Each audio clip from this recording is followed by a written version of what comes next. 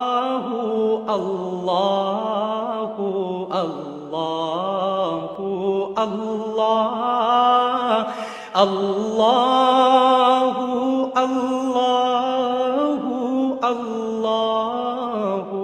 الله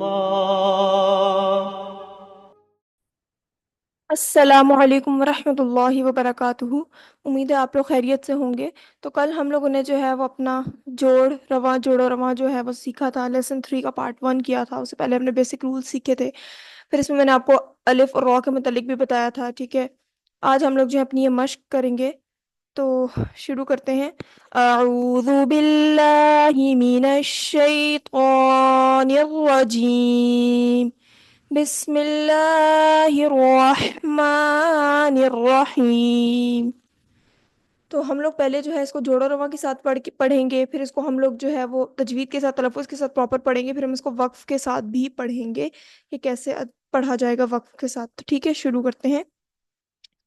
حمزہ زبر آ، خا زبر خا، آخا، ذال زبر ذا، آخاذا، خا زبر خا، لام زبر لا، خالا، قاف زبر قا، خالاقا، جیم زبر جا، عین زبر ع، جاع، لام زبر لا، جاعلا، جیم زبر جا، میم زبر ما، جامع، عین زبر ع، جامع، حمزہ زبر آ، نون زبر نا، آنا۔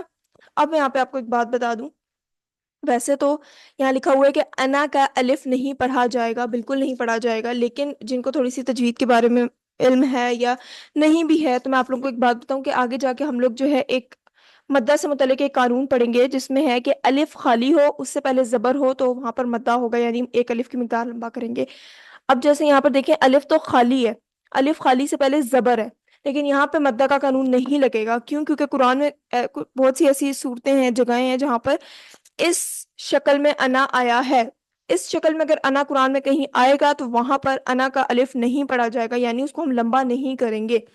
لمبا اگر ہم یہاں پہ مدہ کا قانون لگتا تو ہم اس کو انا پڑھتے، ٹھیک ہے۔ اب یہاں پہ ہم لوگ اس کو انا نہیں پڑھیں گے، ہم اس کو پڑھیں گے انا، مطلب جلدی پڑھیں گے، ٹھیک ہے۔ الف نہیں پڑھا جائے گا قرآن میں۔ پھر ریپیٹ کرتی چلوں کہ قرآن میں کہیں بھی اگر اس شکل میں انا آئے گا تو وہاں پر جو ہے وہ انا کو جلدی پڑھا جائے گا، دیر سے تھوڑا لمبا کر کے نہیں پڑھیں گے۔ اب جیسے ہمارے پاس ایک ایگزامپل بھی ہے، جیسے کہ سورۃ الکافرون میں ہے، وَلَا أَنَا عَابِدٌ مَّا عَبَدتُّمْ۔ اب میں نے یہاں پہ وَلَا أَنَا جلدی پڑھا ہے، دیر سے نہیں پڑھا، لمبا نہیں کیا۔ کیوں؟ کیونکہ میں نے آپ کو بتایا کہ قرآن میں کچھ ایسی جگہیں ہیں، ان میں سے یہ ہے کہ سورت میں انا موجود ہے۔ ایک ایگزامپل تھی میرے پاس، اس لیے میں نے آپ کے سامنے اس کو بتایا۔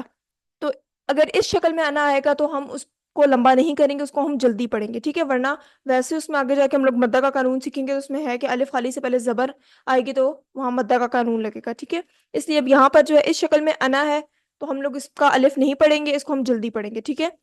حمزہ زبر آ، نون زبر نا، آنا، تا زبر ثا، میم زبر ما، ثاما، را زبر را، ثاما را، فا زبر فا، عین زبر ع، فاع، لام زبر لا، فاعلا، حا زبر حا، سین زبر سا، حسا، دال زبر دا، حسدا، ذال زبر ذا، کاف زبر کا، ذاکا، را زبر را، ذاکارا، را زبر را، فا زبر فا، رافا، عین زبر ع، رافع، وا زبر را، لام زبر لا، والا، میم زبر ما، والاما، عین زبر ع، با زبر با، عابا، سین زبر سا، عباسا، تا زبر تا، را زبر را، تارا، کاف زبر کا، تاراکا، با زبر با، لام زبر لا، بالا، غین زبر غا، بالاغا، قاف زبر قا، دال زبر دا، قادا، را زبر را، قادارا۔ اب دیکھیں یہاں پر ہمارے پاس را سے متعلق کافی جگہ پہ آیا ہے، جیسے یہاں پہ ثمر میں آیا ہے، ذکر، رفع، تارک، قدر، ٹھیک ہے۔ اب یہاں پہ آپ کو میں نے بتائی تھی باتیں کہ جیسے کچھ باتیں میں بہت زیادہ آپ کو کیوں کہتی ہوں ذہن میں لانے کے لیے، جیسے موٹے حروف سے متعلق بتایا تھا، ٹھیک ہے۔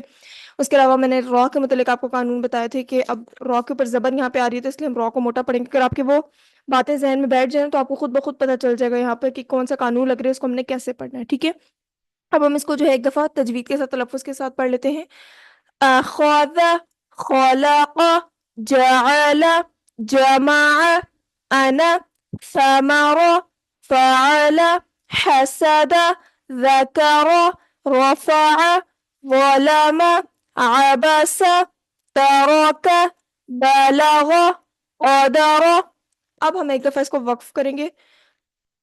وقف کے متعلق میں آپ کو کچھ باتیں بتاتی ہوں کہ وقف کی صورت میں کیسے پڑھا جائے گا۔ اگر سب سے پہلے میری بات سنیں، اگر کسی کلمے کے آخری حرف پر زبر، زیر، پیش، دو زیر، دو پیش میں سے کوئی بھی حرکت ہو، ٹھیک ہے، اگر کسی کلمے کے آخر میں، اب یہ کلمہ ہے، اس کے آخر میں یہ ذال حرف ہے، ٹھیک ہے، اس کے اوپر جو زبر آ رہی ہے، کسی بھی کلمے کے آخری حرف پر زبر، زیر، پیش، دو زیر، دو پیش ہو، کچھ بھی آئے تو وقف کی حالت میں، غور سے سنیے گا، وقف کی حالت میں اس حرف کو ساکن کر دیں گے، یعنی اس حرف پر حرکات کی جگہ جزم آ جائے گی۔ آپ کے پاس یہ کلمہ ہے، ٹھیک ہے، اس کا یہ آخری حرف ذال ہے، اس کے اوپر کیا ہے، اس وقت صرف زبر موجود ہے، ٹھیک ہے۔ وقف کی حالت میں اس حرف پہ جو زبر ہے اس کی جگہ جزم آ جائے گی، ٹھیک ہے، اس کی جگہ جزم آ جائے گی۔ وقف کی حالت میں اس حرف کو ساکن کریں گے، یعنی اس حرف پر حرکات کی جگہ کیا آ جائے گی، جزم آ جائے گی، ٹھیک ہے۔